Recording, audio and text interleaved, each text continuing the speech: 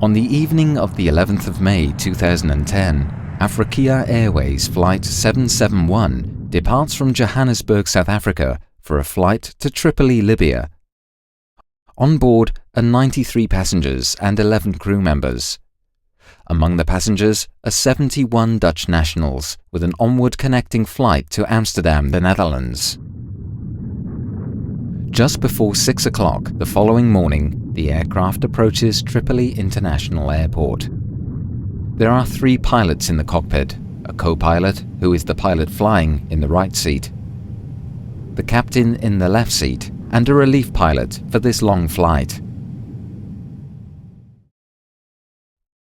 The landing runway of Tripoli International runs west to east, and air traffic control directs Flight 771 for a landing in an easterly direction on runway 09.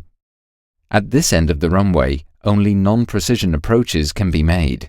This means the aircraft instruments assist the pilots to get lined up with the runway, but the landing itself has to be performed manually. Tripoli is Afriqiyah's home base, so the pilots are well acquainted with the airfield. The cockpit voice recordings reveal that no firm procedure for landing was established. The approach to runway 09 is guided by some radio beacons for position reference. The beacon Tango Whiskey at 4 nautical miles from the threshold is the final approach fix where the descent to the runway must start.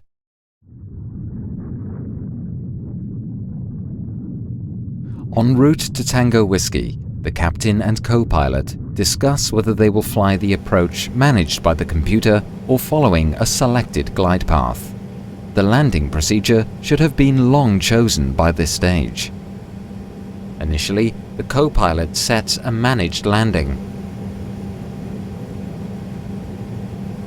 Over the radio, a pilot who has just landed at Tripoli calls to warn the captain about limited visibility due to low cloud layers at short final.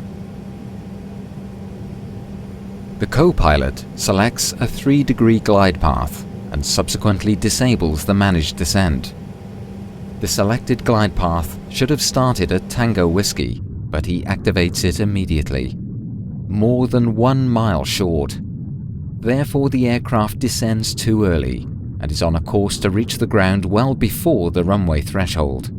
The other pilots don't notice this mistake. At Tango Whiskey, no one notices the aircraft is too low.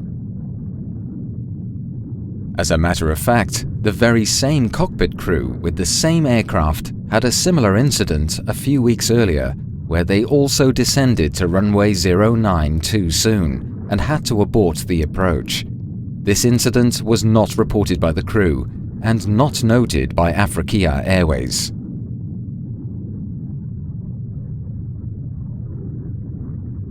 At 720 feet, the aircraft is approaching the decision altitude. 100 above. This marks the point in the procedure where the runway should be in sight, and the crew has to decide whether to continue the approach or abort. As the aircraft descends more than 1 nautical mile short, they don't see the runway. Minimum. Nonetheless, the captain commands to continue. The co-pilot does not abort the approach.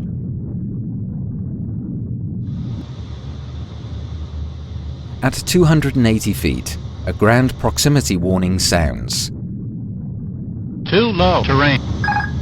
This time, the co-pilot decides to go around. He adds full power, pulls the nose, and lifts the gear. The aircraft initially climbs to 670 feet. Then he lowers the nose a bit. The aircraft starts descending again. The captain, who already steered with him, now takes full control. First he lifts the nose a bit, but then pushes the controls forward. A few seconds later, the aircraft hits the ground at high speed.